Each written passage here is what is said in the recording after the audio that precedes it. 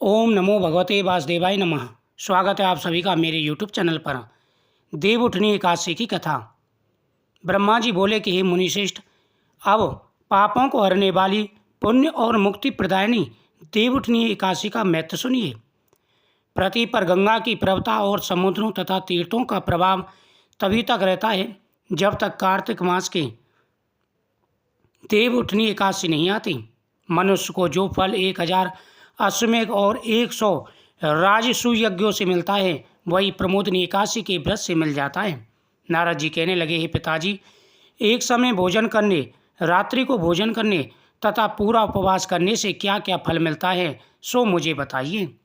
ब्रह्मा जी बोले, हे पुत्र, एक बार भोजन करने से 1 जन्म और रात्रि को भोजन करने से 2 जन्म तथा पूरे दिन उपवास करने से 7 जन्मों के पापों का नाश हो जाता है।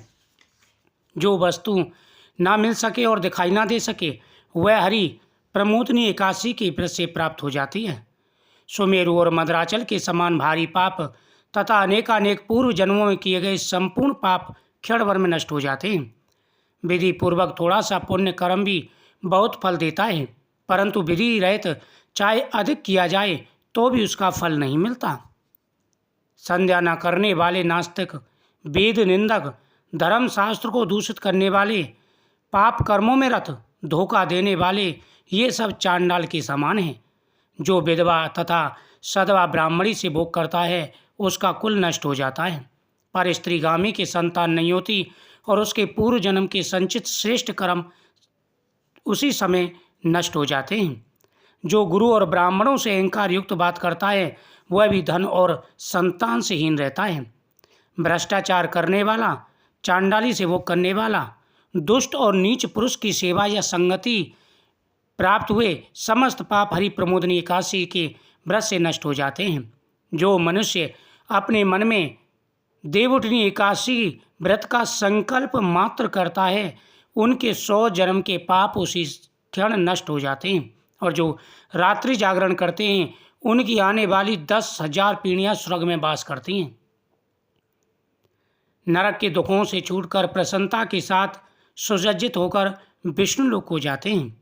हे नारद, ब्रह्म इत्यादि महान पाप भी इस व्रत के प्रभाव से नष्ट हो जाते हैं। जो फल समस्त तीर्थों में स्नान करने से, गौ, स्वर्ण और भूमि का दान करने से प्राप्त होता है वही पुण्य से एकादशी की व्रत के करने से प्राप्त हो जाता है। हे मुनि शार्दुल, इस संसार में उसी मनुष्य का जीवन सफल है जिसने एकादशी का व्रत किया है। इस संसार में जितने भी तीर्थ हैं उन सब के स्नान दान आदि का फल एकादशी के व्रत से प्राप्त हो जाता है। अतः और सब कर्मों को त्याग कर भगवान की प्रसन्नार्थ कार्तिक शुक्ल देवउठनी एकादशी का व्रत करना चाहिए। वही ज्ञानी, तपस्वी तथा जितेंद्रिय है और उसी को भोग तथा मोक्ष की प्राप्ति होती है। जो हरि प्रमोदनी एकादशी का व्रत करता है, जिसने एक बार भी इसका व्रत किया वह मोक्ष का अधिकारी हो जाता है। मन, क्रम, वचन तीनों प्रकार के पाप इस रात्रि को केवल जागरण मात्र से नष्ट हो जाते हैं। देवउठनी एकादशी के दिन जो मनुष्य भगवान के प्रसन्नार्थ स्नान दान आदि करते हैं वे क्या फल प्राप्त करते हैं। एकादशी के दिन व्रत करने से मनुष्य के बाल, यौवन और वृद्ध अवस्था में किए हुए संपूर्ण पापों का नाश हो जाता है। रात्रि जागरण का फल चंद्र सूर्य ग्रहण के समय स्नान करने से 1000 गुना अधिक है। जो मनुष्य एकादशी का व्रत नहीं करते उनके सब पुण्य व्यर्थ हैं। हे नारद, तुमको भी विधि पूर्वक यत्न के साथ व्रत करना चाहिए। कार्तिक मास में धर्मपरायण होकर जो व्यक्ति अन्न नहीं खाते उन्हें चंद्रायण व्रत का फल मिलता है। कार्तिक मास में भगवान दान आदि से इतने प्रसन्न नहीं होते जितने कि श्रद्धा पूर्वक शास्त्रों की कथा सुनने से होते हैं। कार्तिक मास में जो भगवान विष्णु की कथा का 1 या आधा श्लोक भी पढ़ते हैं, सुनते हैं, उनको 100 गायों के दान का फल प्राप्त होता है। अतः अन्य सब कर्मों को छोड़कर कार्तिक मास में मेरे सम्मुख बैठकर मेरी कथा अवश्य पढ़नी और सुननी चाहिए। यह भगवान का कथन है। शास्त्रों की कथा कहने और सुनने से 10,000 यज्ञों का फल मिलता है, साथ ही उसके सब पाप नष्ट हो जाते हैं।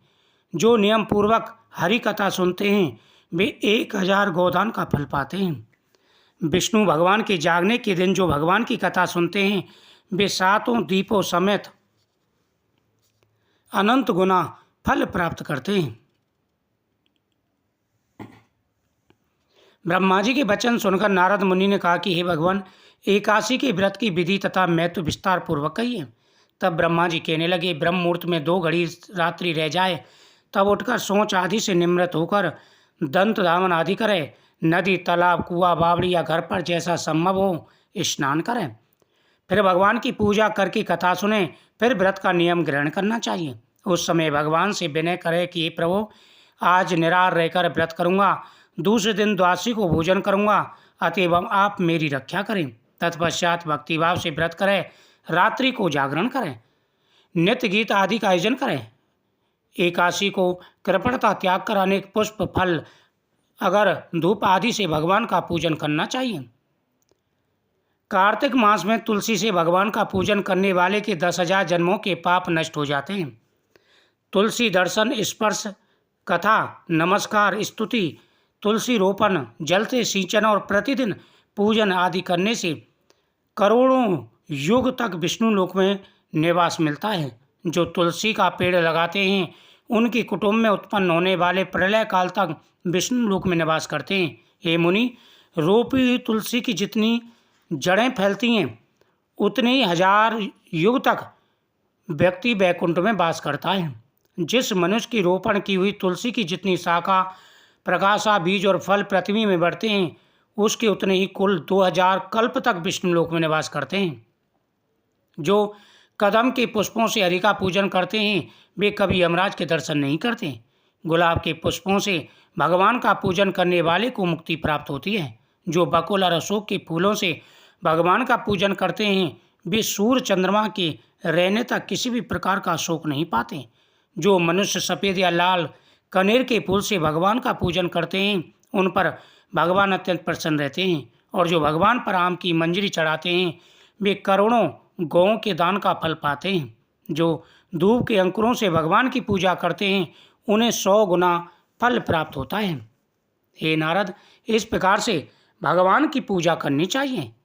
इस प्रकार रात्रि में भगवान का पूजन कर प्रातःकाल उठकर नदी पर जाए और वहाँ स्नान जप नित्य कर्म करके घर पर आकर विधि पूर्वक भगवान केशव का पूजन करें।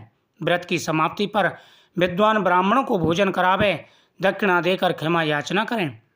इसके पश्चात भोजन, गौ और दक्षिणा देकर गुरु का पूजन करें। जो वस्तु व्रत के आरंभ में छोड़ने का नियम किया हो वह ब्राह्मण को दें।